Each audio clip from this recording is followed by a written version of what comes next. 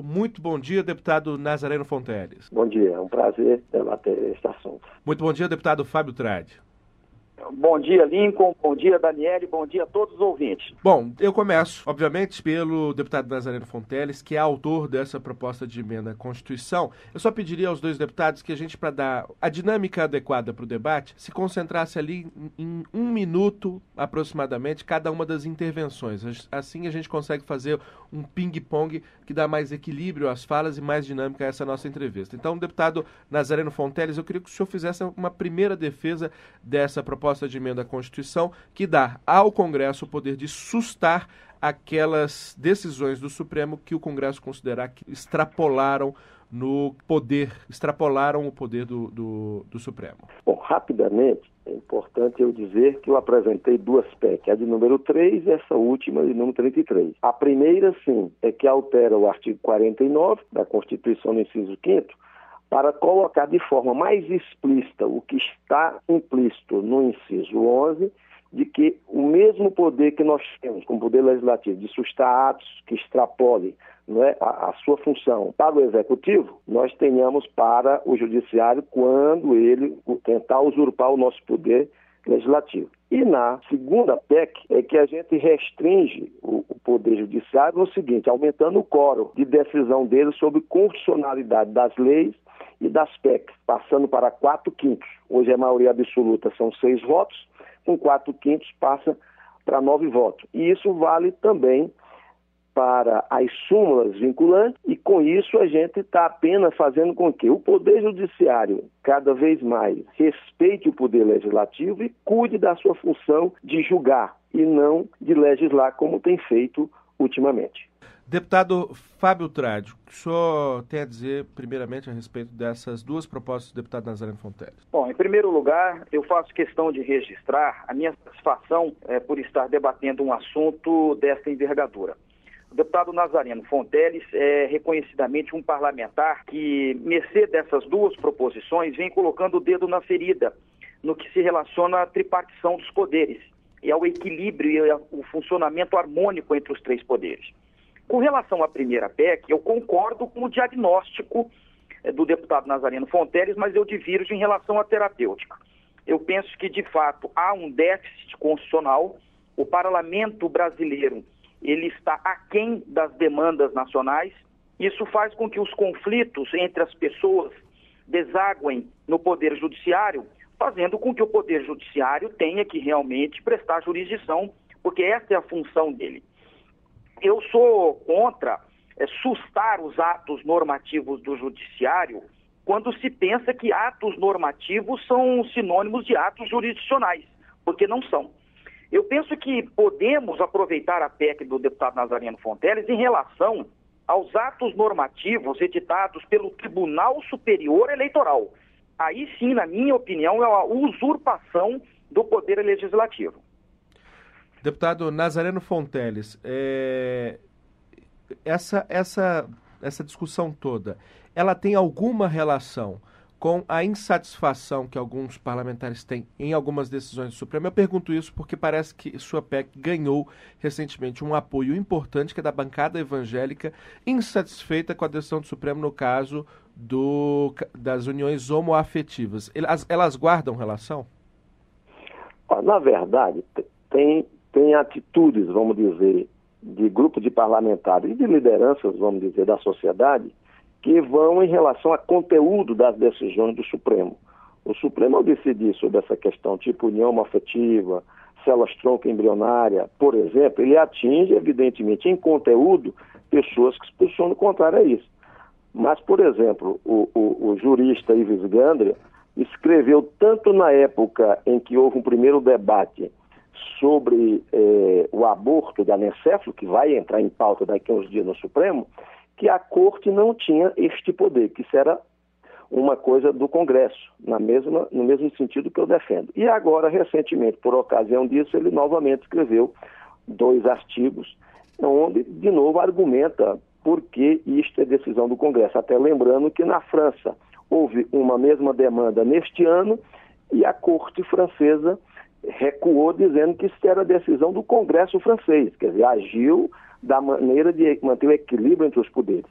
Então, é neste sentido que a gente tem que entender a posição minha em relação ao equilíbrio de poderes e a aumentar a dignidade do legislativo, que está muito, vamos dizer assim, corroída, né? Ao longo de muitos anos. É claro que tem problemas que é do próprio legislativo, mas tem outra que é da invasão dos outros poderes. O judiciário, ele não cuida, vamos dizer, muito bem do julgamento das demandas comuns da sociedade. Então, quando chega no nível político do Supremo, quer aparecer para compensar as suas falhas de cumprir o seu dever, né, judicante.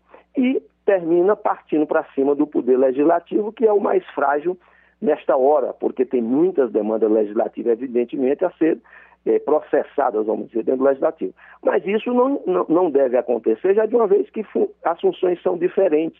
É por isso que existe o princípio da separação dos poderes, que, por sinal, uma cláusula pétrea. Então, toda vez que o Supremo agir assim, ele está violando uma cláusula pétrea e cria um paradoxo. Quem pode corrigir isso? No meu entendimento, só o Legislativo pode fazer a correção desta deformação de atuação do Supremo Tribunal Federal. Deputado Fábio Tradi, falando ainda sobre isso que o deputado Nazareno Fonteles falou, está faltando uma certa ação do Legislativo ou o que falta é conversa entre os três poderes? Os três poderes precisam se acertar e definir melhor quais suas atribuições, além daquelas que já são definidas? Eu penso que você tem razão em relação a esses dois pontos.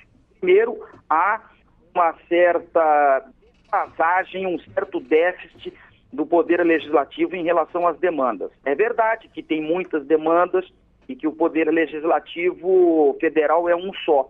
Mas também é verdade que quando o Poder Legislativo quer, ele faz votar. Assim vai acontecer com a Emenda Constitucional 29, assim aconteceu em relação ao Código Florestal e assim pode acontecer com relação a outros temas que, se o Congresso ficar omisso, o Poder Legislativo ficar omisso, vão de novo desaguar o Poder Judiciário. Nós temos que entender que o artigo 5º, inciso 35 da Constituição Federal, estabelece que a lei não excluirá da apreciação do Poder Judiciário lesão ou ameaça a direito.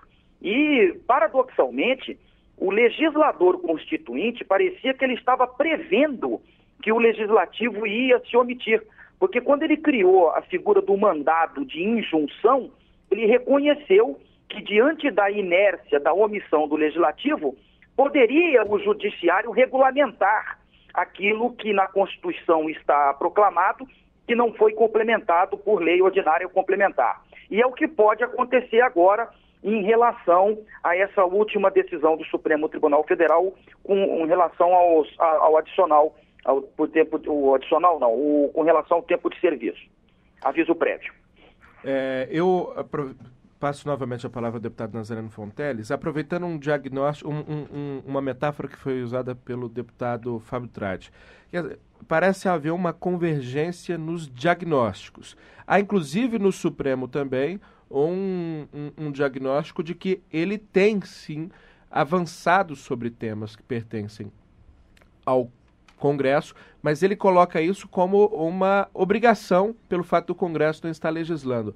O que tem motivado a essa postura dentro do Congresso? É da natureza do Congresso, de quando não há convergência, não se votar para não expor essa convergência, ou esse é um comportamento que precisa ser modificado por parte do Congresso, deputado Nazareno Fonteles? Olha, eu acho que há necessidade de uma mudança de atitude no Congresso, inclusive para atuar nessas questões em relação ao Judiciário. Eu propus um projeto de resolução que cria uma comissão específica para isso, para exatamente ter pessoas com grande bagagem jurídica para auxiliar os deputados a tomar uma decisão, por exemplo, de sustar um ato como o do Supremo. Não é qualquer decisão, ela precisa ter toda uma análise, por isso que deveria ter uma comissão especial para isso. Porque, no nosso entendimento, o que está por trás de tudo isso é o enfraquecimento da democracia. Existe um autor chamado Jeremy Waldron, que se contrapõe a outro autor chamado Ronald Dworkin, que esse Dworkin, ele é, vamos dizer, o papa em que os ministros do Supremo e a maioria do Judiciário brasileiro e de boa parte do mundo segue para poder aumentar o poder do Judiciário contra o do Legislativo. E Jeremil Aldro é um crítico, não é, professor lá da Universidade de Nova York, que mostra que é incompatível com uma sociedade livre e democrática você ter um governo em que a última palavra é de juízes que não são eleitos. Esta é a questão de fundo que nós temos que entender. Quando o Legislativo é desprestigiado, a soberania popular enfraquece. E a nossa Constituição é clara, o povo deve exercer o governo, né, o poder, ou diretamente ou por seus representantes eleitos. Não pode ter um poder nomeado que tem a função judicante. Então, este ponto é que me incomoda mais, porque isto significa que há um déficit democrático crescente quando o Supremo atua nesta linha. Pode até a terapêutica, né, que eu estou propondo, usando a linguagem aí do Fábio, não seja a melhor, mas nós temos que reconhecer que isso já é diagnosticado no mundo, que o judiciário tenta usurpar o poder, usando essa desculpa de que chega a demanda para ele. Ora, a demanda também chega para o Legislativo, e nós vamos ter a função judicante? Vamos agora julgar um monte de processo que está aí acumulado e que eles não julgam? Por exemplo, por que o Supremo é muito audaz em atingir essas questões, como de células-tronco, como agora de aborto anencéfalo e mesmo união homoafetiva, e não tem sido audaz para regulamentar, por exemplo, imposto sobre grandes fortunas, que está na Constituição desde 88. Por quê? Porque mexe com os ricos. Por que ele não julgou a PEC, a ADIM, do Cláudio Fontelli, que é de 2005, né, que trata do estrangênico? Porque mexe nas multinacionais. Então, o que eu sei é que o judiciário, diante dos ricos, ele se acovarda. E diante, né, das questões que interessam aos mais pobres, de justiça social, ele passa por cima, né?